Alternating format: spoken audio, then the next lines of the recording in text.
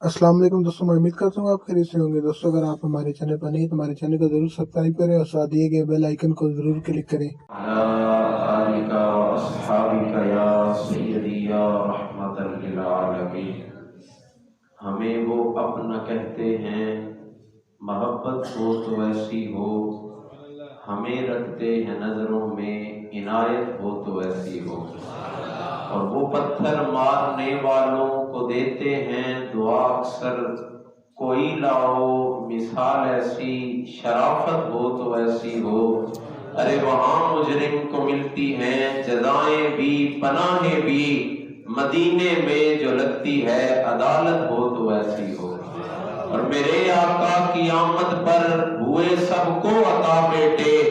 इसे मीलाद कहते हैं, विलादत हो तो ऐसी हो। नमाज़े असर को कुर्बान करके उनकी हस्ती पर अली मौला ने बतलाया, इबादत हो तो ऐसी हो। और हुसैन इब्ने अली ने करबला में ये किया साबित, रहे जारी जो नेज़े पर तिलावत हो तो ऐसी हो। अरे इशारा जब वो फरमाए तो पत्थर बोल उठते हैं, नबूवत हो तो ऐसी हो, रिसालत हो तो ऐसी हो। और जमीनों आसमां वाले भी आते हैं सलामी को, हकीकत है यही नासिर, हुकूमत हो तो ऐसी हो। हमदो सलात के बाद इज्जत व तकरीम के लायक उस्ताद अल्फाज वल कुर्रा मोहतरम मकाम जनाब किबला कारी अहमद नवाज साहिब, इज्जतों और चाहतों के लायक मोहतरम मकाम जनाब हजरत अल्लामा मौलाना कारी बाबर जावेद जलाली साहिब, इज्जतों और चाहतों के लायक मोहतरम मकाम जनाब हजरत अल्लामा कारी मोहम्मद यूसुफ चिश्ती साहिब, इज्जत माब जनाब हाफिज अब्दुल वासी मदनी साहिब, स्टेज की जीनत मोहतरम मकाम जनाब मास्टर फैसल आजाद साहिब, किबला हाफिज हमजा साहिब, दीगर जुमला बुजुर्ग अजीज साथियों, अल्लाह रब्बुल इज़्ज़त का फजल व एहसान है कि जिसने ज़िंदगी में एक मर्तबा फिर मुझे और आपको एक ऐसी रात अता फरमाई है जिस एक रात में करने वाले अमल का अजर व सवाब अल्लाह रब्बुल इज़्ज़त 1000 महीनों तक वो अमल करता रहे बंदा, इतना अजर व सवाब अता फरमा देता। शाने रिफाते अजमते इस रात की वराउल वरा है। वक्त अपने दामन में बड़ा इख्तिसार रखता है और आप नमाज तरावी के बाद काफी देर से मस्जिद में मौजूद हैं। बड़े महदूद अल्फाज आपके गोश गुजार करते हुए अपनी गुफ्तगू को समेट लूंगा। अर्ज ये कर रहा था कि बड़ी अजमतें और बड़ी शानें हैं, लेकिन कैसे मिल गई? सूरह कद्र के शान नज़ूल के मुताबिक आइम्मा मुफस्सिरीन ने एक रिवायत बयान फरमाई है कि आका करीम अलैहिस्सलातु वस्सलाम ने अपने गुलामों के सामने बनी इसराइल के एक शख्स का तज़किरा किया कि जिसने 1000 महीने तक इबादत और रियादत की है, और इबादत और रियादत ऐसे की है कि सारा दिन रोजे से गुजारा है और सारी सारी रात क़याम किया है। अब सहाबा है कि परेशान है कि हम मेहनत करें कि उस बंदे के मकाम मर्तबा को पाले, सारी जिंदगी रातें जाग के गुजारेंगे, दिन रोजे से गुजारेंगे, लेकिन अगर ऐसे भी करें फिर भी उसकी अजमत को नहीं पहुंच सकते क्योंकि हमारी उम्रें बड़ी थोड़ी हैं, उम्रें बड़ी कम है। सहाबा की ये बात लजबान तक पहुंची। आका के कल्बे अतहर पे फकत ख्याल आया है कि पहले नबियों की उम्मतों की इतनी इतनी उम्रें कि इबादत और रियादत में इतने आगे चले गए कि मेरा उम्मती वहां तक पहुंच ही नहीं सकता। कहा इधर दिल में ख्याल आना था, उधर जिब्रील सूरह कद्र लेके आया। महबूब परेशान ना हो, लैलतुल कद्री खैरुम मिन अल्फ शहर, आपके उम्मती को एक रात हर साल में ऐसी देंगे, वो एक रात इबादत करेगा, 1000 महीनों से अफजल रातों में इबादत का सवाब पा लिया करेगा। रात मिली है, आका करीम अलैहिस्सलातु वस्सलाम के सदके एजाज बड़ा है, इकराम बड़ा है, इस रात की शान और शौकत बड़ी है। समझने की बात है कि कौन इस रात को समझता है, कौन इस रात में इबादत और इबादत करता है, कौन बंदगी करता है, कौन सर्वसजूद रहता है। एक बात जो अर्ज करना चाहूंगा वो बात यह है, अक्सर औकात मैं और आप गुनाहों के बोझ के बावजूद जब बंदों से मिलते हैं तो इस तरह पुरवकार तरीके से बड़े मुतमिन होके کسی کے سامنے اپنے راز کو کھلنے نہیں دیتے اور بڑے حشاش بشاش ہو کے بڑے اطمینان کے ساتھ کسی کے سامنے ہمارا راز نہیں کھلتا اور بڑے پرسکون طریقے سے ہم زندگی گزارتے رہتے ہیں۔ مسئلہ آسان کر دوں تو یہ کہ وہ بھی تو امتیں تھیں کہ غلطی کرتے تو ماتھے پہ لکھ دیا جاتا، وہ بھی تو امتیں ہی تھیں نبیوں کی کہ غلطی کرتے تو گھر اجاڑ دیا جاتا، بستی کی بستی ویران ہو جاتی اور الٹ پلٹ کے رکھ دی جاتی۔ لجپال کا صدقہ ہے، نہ ماتھے پہ لکھا جاتا ہے، نہ گھر اجاڑے جاتے ہیں، نہ بستیاں ویران کی جاتی ہیں۔ ارے اتنا کچھ مل گیا تو پھر ہمیں ایک کام کرنا ہے جو عرض کرنا چاہتا ہوں، یار کسی کے سامنے وہ ہمارے راز افشا نہیں ہونے دیتا۔ ایک رات ہمیں چاہیے کہ مالک کو تو پتا ہے ہماری زندگی کیسی گزری ہے، تو بندہ مالک کے سامنے ہی اپنے گناہوں کو کھول کے بیٹھ جائے کہ مالک یہ بھی غلطی تو معاف فرما، مالک یہ بھی گناہ تو معاف فرما، مالک یہ بھی خطا ہے تو معاف فرما دے۔ وہ جانتا ہے اور وہ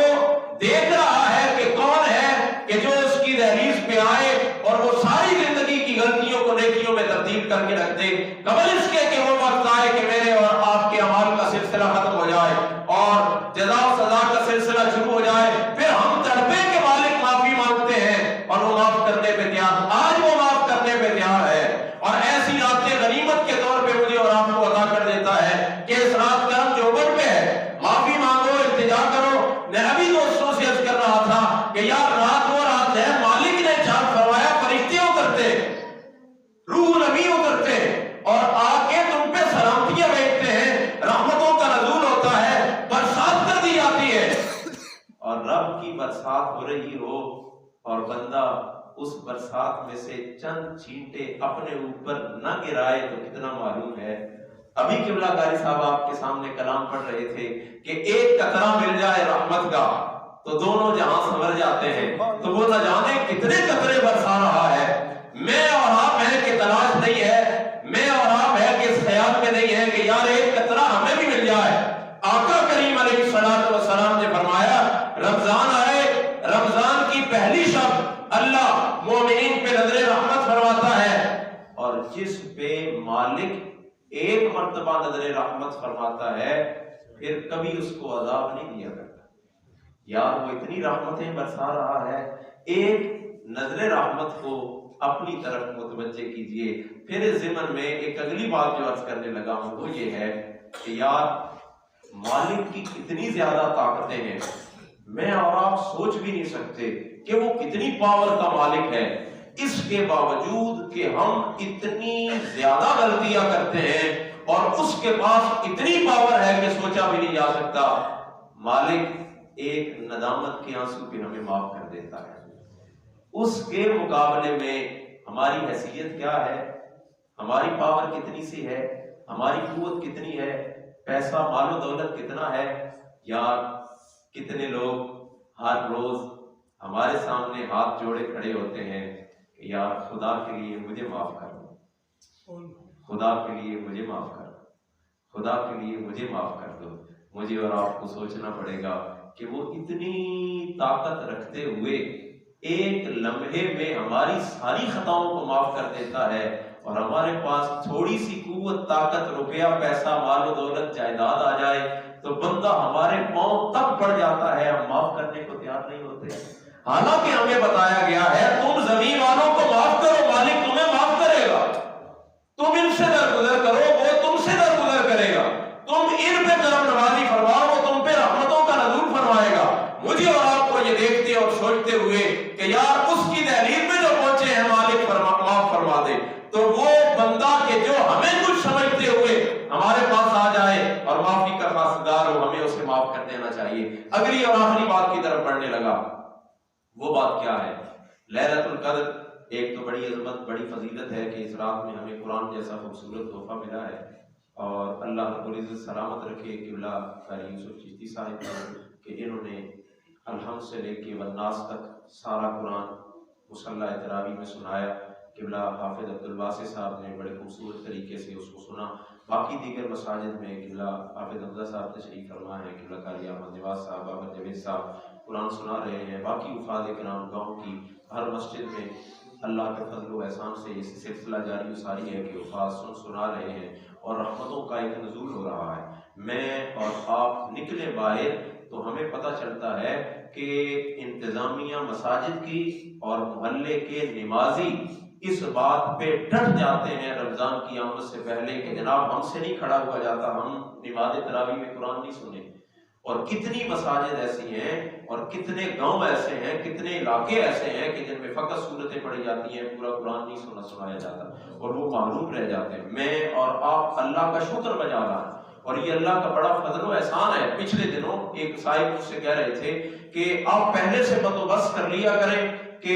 وفاد ہمارے پاس موجود ہوتے ہیں مساجد میں جو قرآن پاک سناتے ہیں تو سننے کے لیے ذرا سا مسئلہ پیش آتا ہے۔ میں نے کہا انشاءاللہ پریشانی ختم ہونے والی ہے کہ کچھ سالوں بعد باہر سے ہمیں وفاد منگوانے کی ضرورت نہیں پڑے گی۔ ہمارے گاؤں سے ہر محلے کا بچہ اتنا خوبصورت طریقے سے قرآن پڑھتا سنتا سناتا ہوگا کہ گاؤں کے بچے خود قرآن سنائیں گے، گاؤں کے بچے خود قرآن سنتے ہوئے دکھائی دیں گے اور ہمیں باہر سے کسی کو لانے کی ضرورت نہیں پڑے گی۔ اس حوالے سے بھی میں نے اور آپ نے ذرا نظر دورانی ہے کہ کون سے بچے ایسے ہیں۔ اور پھر یاد رکھیے کامیاب ہو گئی وہ قومیں کہ جنہوں نے اپنے مذہب کے لیے، حالانکہ ہمارا مذہب نہیں دین ہے، سربلند ہے،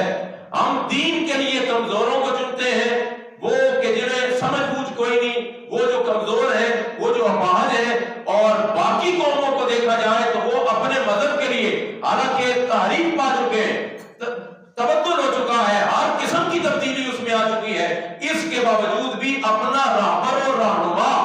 مذہبی نمائندہ وہ چنتے ہیں کہ جو سب سے زیادہ ذہین فطین ہوتا ہے اور سب سے زیادہ لائق ہوتا ہے۔ میں نے اور آپ نے اپنے معاشرے کے ان بچوں کو کہ جو ذہین ہیں، لائق ہیں اور دین اگر وہ سیکھ جائیں تو اتنا بہترین طریقے سے امت تک پہنچا سکتے ہیں کہ ہمارا معاشرہ سمجھ سکتا ہے، ان بچوں کو ہم نے پکڑنا ہے، حافظ قرآن اور عالم دین بنانا ہے، تاکہ کچھ عرصے بعد آپ کے اس علاقے کو باعث حافظ قرآن عالم دین سننے سنانے کے لیے قرآن پاک کسی کو لانے کی ضرورت نہ پڑے، گاؤں کے بچے موجود ہوں۔ پھر اذان پڑے ہیں، اکرام پڑے ہیں، وقت اجازت نہیں دیتا کہ بندہ تفصیل میں جائے۔ میں پچھلے دنوں پھر کیونکہ جو نظر سے روایات گزرتی ہیں یاد رہ جاتی ہیں، جو آقا نے ارشاد فرمایا اور ہمیں پتہ ہے کہ وہ جو دین سیکھنے والا گھر سے قدم باہر رکھتا ہے تو فرشتے اس کے قدموں کے نیچے پر بچھاتے ہیں۔ یہ صاحب کوئی کم اعزاز ہے، وہ کسی کے نیچے ریڈ کارپٹ بچھا دیا جائے نا تو وہ اپنے لیے بڑا باعث عزت و تکریم سمجھتا ہے، کوئی پھولوں کی پتیاں رکھی ہوتی ہیں وہ باعث اعزاز سمجھتا ہے، کوئی اور چیز ایسی بچھا دی جاتی ہے تو بہت کچھ سمجھا جاتا ہے۔ اندازہ کریں نا حافظ گھر سے نکلے تو فرشتے رحمت کے پر نیچے بچھا رہے ہوں تو اس سے بڑا اعزاز کیا ہو سکتا ہے۔ اور پھر میں احباب سے کہا کرتا ہوں یا کوئی بچہ تو ایسا ہو ہمارا کہ جس کا ہم نے انتخاب کر لیا ہو کہ آقا نے فرمایا بروز قیامت انبیاء اور شہداء کچھ لوگوں پہ رش کر رہے ہوں گے کہ یہ کون لوگ ہیں، اور کلام کیا محدثین نے فرمایا یہ وجہ نہیں ہے کہ انبیاء کا مقام و مرتبہ نہیں معاذ اللہ یا شہداء کا مقام و مرتبہ نہیں، کہا وہ دیکھیں گے ہمیں مقام ملا ہے اس لیے کہ نبی ہے، شہید دیکھیں گے ہمیں مرتبہ ملا اس لیے کہ شہید ہے، یہ کون ہے، نہ نبی ہے نہ شہید ہے، پھر بھی اتنے بلند مقام و مرتبے پہ اتنا خوبصورت تخت و تاج عطا کیا گیا ہے، نبیوں اور شہیدوں کو بتایا جائے گا یہ وہ لوگ ہیں جنہوں نے زندگی میں اپنی اولادوں کو میری کتاب کے لیے وقف کر دیا، اب ان کو یہ خوبصورت تخت و تاج عطا کیے گئے ہیں، وہ حاصل کیے جا سکتے ہیں۔ صاحب ابھی ہمارے پاس موقع موجود ہے، میں اور آپ کچھ کر گزرتے ہیں، کوئی جو بڑی عمر کے لوگ ہیں وہ بھی کم از کم قرآن اتنا تو سیکھ سکتے ہیں کہ جتنی ضروریات زندگی میں ان کا روزمرہ کے معمولات ہیں قرآن کے مطابق تعلیمات سیکھی ہوں اور بندہ قرآن پہ عمل کرتا چلے اور اس کے مطابق زندگی گزارتا چلا جائے۔ خیر بات آگے چلی گئی، میں اب فقط یہ کرنا چاہتا تھا کہ ایک دو اعزاز اس رات کا یہ ہے کہ اس رات میں ہمیں خوبصورت تحفہ قرآن کی صورت میں ملا ہے، دوسرا اعزاز یہ ہے کہ اس خوبصورت رات میں ہمیں ملک پاکستان والا تحفہ ملا ہے۔ اور درد بھرے لہجے میں ایک بات عرض کرنا چاہوں گا کہ ہم نے نہ صحیح معنوں میں قرآن کی قدر کی ہے نہ پاکستان کی۔ اللہ ہمیں معاف فرمائے،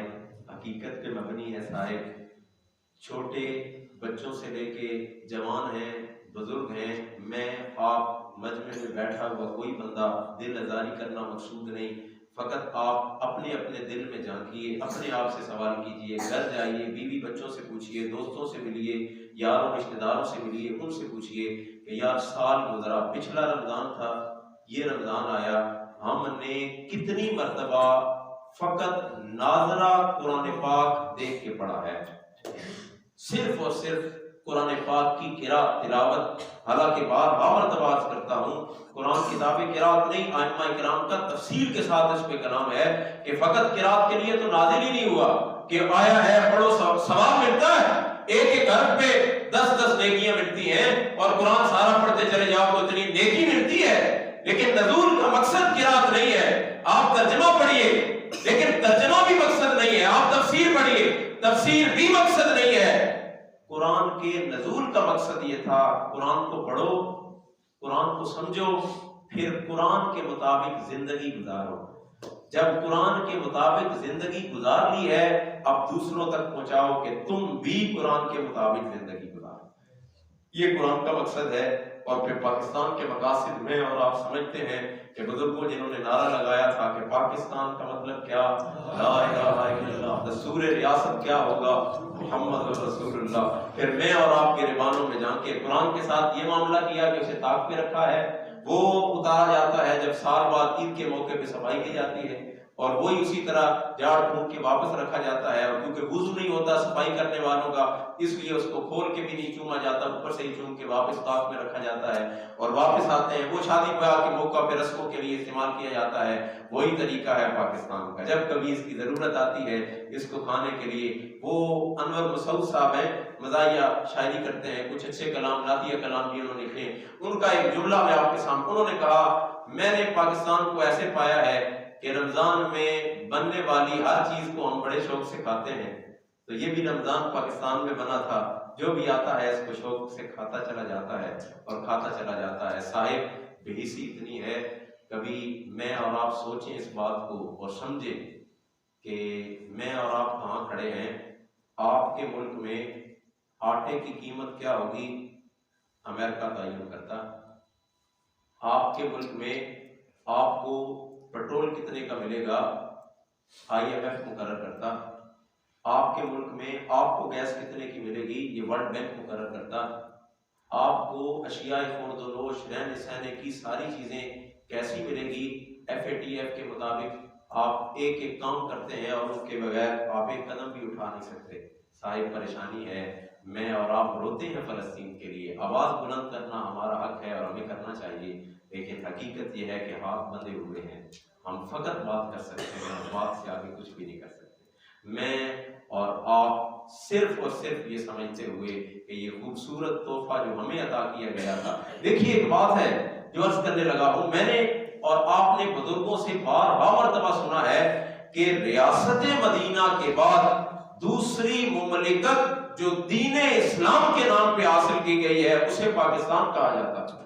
इसके अलावा कोई ऐसी रियासत नहीं है कि जिसे हासिल ही इसलिए किया गया हो कि इसमें इस्लाम का बोलबाला होगा और इस्लाम का इस तरह से उरूज होगा कि सारी दुनिया पे हुक्मरानी करने के लिए इशारे हैं हदीस मुबारका में। और खुदा करे वो लोग यहीं से निकले कि जो पहुंचे और इमाम महदी की मदद के लिए हो। वो सारी रिवायात अपनी जगह है, लेकिन मुझे और आपको उठना पड़ेगा, किसी मौका पे कुछ कर गुजरना होगा। मैं और आप जिंदगी का एक लम्हा ही इस सोच में गुजार दें कि यार बुजुर्गों ने कितनी कुर्बानियां दी, कितनी मेहनतें और मुशक्कतें की हैं, कितनी जदोजहद की है, इसके बावजूद भी उन्होंने पाकिस्तान बना के मुझे और आपको दिया है और मैंने और आपने पाकिस्तान को कहां पे छोड़ा है। साहिब बड़े दर्द की बात है, जिस माँ के बारे में बताया जाता है कि रात के पहर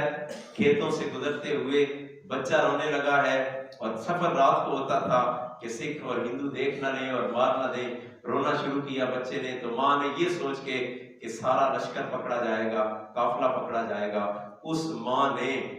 ममता कितनी अजीम चीज का नाम है, शायद मैं और आप सोच भी नहीं सकते। माँ ने अपने हाथों से बच्चे के मुंह को बंद किया, सांस रोकी और उस बच्चे ने दम तोड़ दिया। साहिब बड़ी मेहनतें और मुशक्कतें हैं और बयान में नहीं लाई जा सकती कि हमारी माओ, बहनों, बेटियों ने कैसी कैसी कुर्बानियां दी हैं। हम फकत मौज में हैं और وہ ہمارے بزرگ اکثر کہا کرتے ہیں کہ ہم بعد میں آنے والوں کی گرفت میں بھی آئیں گے اور جو گزر گئے ان کی گرفت میں بھی آئیں گے۔ وہی ماں کھڑی ہو جائے بروز قیامت، باری تعالیٰ میں نے بچے کی قربانی دی تھی پاکستان کے لیے، ان سے پوچھا جائے پاکستان کے ساتھ کیا کیا ہے، اور وہ جو کل آئیں گے انہیں تو پتہ ہی نہیں ہوگا کہ کتنے عذاب ان پہ پہلے سے مسلط ہیں۔ میں اور آپ اپنی آنکھوں سے دیکھتے چلے جاتے ہیں۔ بس گفتگو سمیٹ رہا ہوں اس عنوان پہ کہ مجھے اور آپ کو دیکھنا ہوگا کہ قرآن کے ساتھ کیا کیا ہے، قرآن کے احکامات کے ساتھ کیا کیا ہے۔ ایک ایک چیز جو خالق و مالک نے میرے اور آپ کے بارے میں حکم ارشاد فرمایا، یہ بھی کر، یہ بھی کر، یہ بھی کر، وہ کچھ کر لیا ہے تو کامیابی ہے۔ جس جگہ سے مالک نے روکا ہے اگر اس جگہ سے رک گئے ہیں پھر بھی کامیابی و کامرانی ہے۔ اور دوسری طرف دیکھنا ہوگا کہ ہم نے پاکستان کے ساتھ کیا سلوک کیا ہے، کیا اس کو سود سے پاک کر لیا ہے، کیا فحاشی اور یعنی بے حیائی سے پاک کر لیا ہے، کیا چوروں لٹیروں سے اور کرپشن کرنے والوں سے پاک کر لیا ہے، کیا پاکستان کی اساس کو، نظریات کو، سرحدوں کو حفاظت کے لیے صحیح معنوں میں کامیاب کر لیا ہے، صاحب پھر کامیاب و کامران ہے۔ لیکن اگر پاکستان کے ساتھ بھی غداری ہے اور معاذ اللہ قرآن کے ساتھ بھی غداری ہے، پھر گریبانوں میں جھانکنا پڑے گا۔ وہ بات بڑی پتہ کی ہے کہ شاید میں اور آپ موروثی طور پہ مسلمان بن گئے، ہمیں وراثتی طور پہ کلمہ نصیب ہو گیا، ہم صحیح معنوں میں دیکھ نہ سکے کہ قرآن کیا ہے،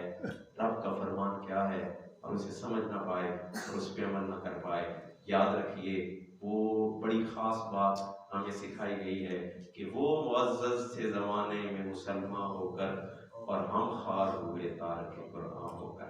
آئیے واپس قرآن کے ساتھ وابستہ ہو جائیے۔ حفاظ کرام نے بڑی محنت مشقت کے ساتھ آپ کو قرآن پاک کی آیات بینات کی تلاوت سکھائی ہے۔ اسے رمضان تک محدود نہ رکھیے، رمضان کے بعد زندگی کے ہر دن میں زیادہ نہ پڑھ سکیں ایک رکوع قرآن کا کم از کم تلاوت کیجیے، اس کا ترجمہ پڑھیے، اور جتنا کچھ پڑھ لیں اس پہ عمل کرنے کی پوری قوت و طاقت لگا دیں۔ مالک کی بارگاہ میں دعا ہے کہ مالک اس رات کی کما حقوق برکتیں سمیٹنے کی ہمت توفیق عطا فرمائے، صحیح معنوں میں پاکستان کے ساتھ، قرآن کے ساتھ، صاحب قرآن کے ساتھ وفا کرنے کی ہمت توفیق عطا فرمائے۔ وما علیہ الا البلاغ۔